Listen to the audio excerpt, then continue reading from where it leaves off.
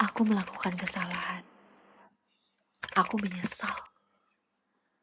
Aku berharap andai saja waktu bisa diputar kembali. Rasa takut itu selalu datang dengan satu pertanyaan. Layakkah aku? Jemaat yang dikasih Tuhan, mari kita membaca bersama Lukas pasal 15 ayat 1 sampai 10. Demikianlah firman Tuhan. Para pemungut cukai dan orang-orang berdosa biasanya datang kepada Yesus untuk mendengarkan Dia. Maka bersungut-sungutlah orang-orang Farisi dan ahli-ahli Taurat, katanya. Ia menerima orang-orang berdosa dan makan bersama-sama dengan mereka. Lalu ia mengatakan perumpamaan ini kepada mereka. Siapakah di antara kamu yang mempunyai 100 ekor domba, dan jikalau ia kehilangan seekor di antaranya, tidak meninggalkan yang 99 ekor di padang gurun, dan pergi mencari yang sesat itu sampai ia menemukannya. Dan kalau ia telah menemukannya, ia meletakkannya di atas bahunya dengan gembira. Dan setibanya di rumah, ia memanggil sahabat-sahabat dan tetangga-tetangganya, serta berkata kepada mereka, "Bersukacitalah bersama-sama dengan aku, sebab dombaku yang hilang itu telah kutemukan." Aku berkata kepadamu, demikian juga akan ada sukacita di sorga, karena satu orang berdosa yang bertobat, lebih daripada sukacita karena 99 orang benar yang tidak memerlukan pertobatan. Ibu bapak saudara jemaat yang dicintai dan mencintai Tuhan. Ada satu kisah menarik yang saya alami sewaktu masa SMP. Jadi 3 tahun masa SMP saya habiskan dengan hanya bermain. Sama sekali tidak belajar, saya sering sekali membolos sampai memanjat tembok begitu, berbohong, lalu mengerjakan PR dan juga mengerjakan ujian dengan menyontek. Orang tua juga pernah sekali dipanggil oleh guru BP dan bahkan saya pernah pada satu kesempatan dilempar sepatu oleh salah satu guru olahraga saya. Lalu kemudian tak terasa ujian dan pengumuman kelulusan sudah di depan mata. Saat itu saya baru sadar, saya ketakutan. Bagaimana kalau saya tidak lulus? Setelah pengumuman, saya menangis sejadi-jadinya. Sedih karena kaget, saya ini nakal, Pol. Saya ini nakal sekali. Tapi kok malah tetap dikasih lulus, ditambah dengan nilai yang terbaik. Bukan bermaksud membenarkan apa yang saya lakukan. Tetapi inilah bentuk cinta kasih Allah. Allah yang aktif mencari, ia mencari yang hilang, menemukannya, dan merayakan penemuan itu. Ibu bapak saudara, tidak ada manusia yang tidak berharga untuk diselamatkan. Pesan inilah yang berusaha disampaikan Yesus dalam perikop bacaan kita.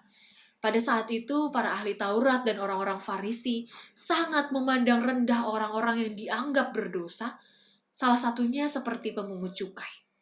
Jadi pemungut cukai adalah orang-orang Yahudi, tetapi mereka bekerja bagi bangsa Roma. Mereka dianggap pengkhianat, mereka rakus, mereka tamak, mereka dianggap pemeras, karena mereka seringkali mengambil pungutan pajak itu melebih dari jumlah yang sudah ditetapkan. Akibatnya, mereka seringkali diasingkan dari masyarakat, mereka dianggap berdosa, mereka dianggap tidak layak, bahkan mereka sampai tidak diperbolehkan untuk masuk ke dalam bait Allah. Tetapi justru para pemungut cukailah, para orang-orang berdosalah yang sadar akan pertobatan. Mereka menghampiri Yesus, mereka mendengarkan Yesus, apa yang Yesus katakan, apa yang Yesus ajarkan.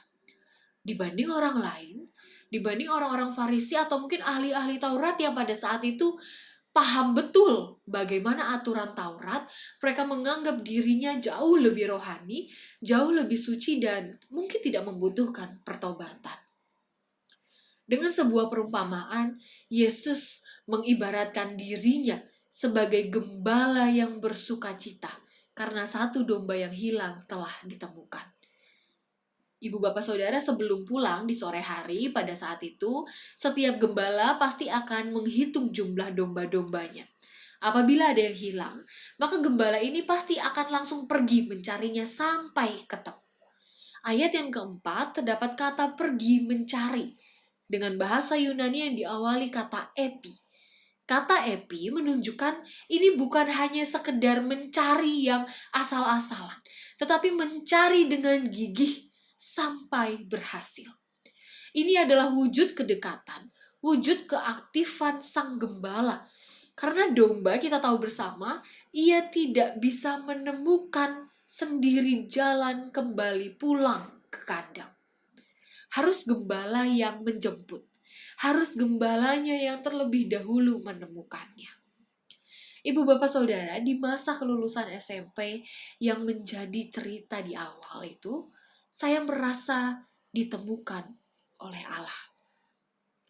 Saya diberikan pembebasan dari perasaan bersalah, sekaligus kesempatan. Kesempatan untuk diri saya menjadi lebih baik lagi. Ada satu kutipan yang sangat baik. Orang baik punya masa lalu, tetapi bersama Tuhan, orang jahat punya masa depan. Tidak mudah bagi kita memaafkan orang lain atas kesalahan yang mereka lakukan terhadap diri kita atau mungkin terhadap orang-orang yang kita kasihi. Tidak mudah juga bagi kita memaafkan diri kita sendiri atas kesalahan, atas kelalaian yang pernah kita lakukan di masa lampau. Tetapi ingatlah bahwa Allah menyentuh setiap kesedihan, menyentuh setiap luka dengan cinta, dengan penuh kasih. Mengapa kita terus harus menimbun rasa bersalah atau mungkin rasa benci terhadap orang lain? Kita ini layak untuk dimaafkan. Orang lain pun layak untuk dimaafkan.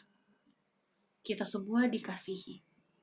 Karena kita adalah harta berharga, kepunyaan Allah. Biarkan setiap rasa bersalah, setiap rasa marah, rasa kecewa itu berlalu selamanya. Amin. Tuhan Yesus memberkati kita dengan hati yang damai dan penuh syukur.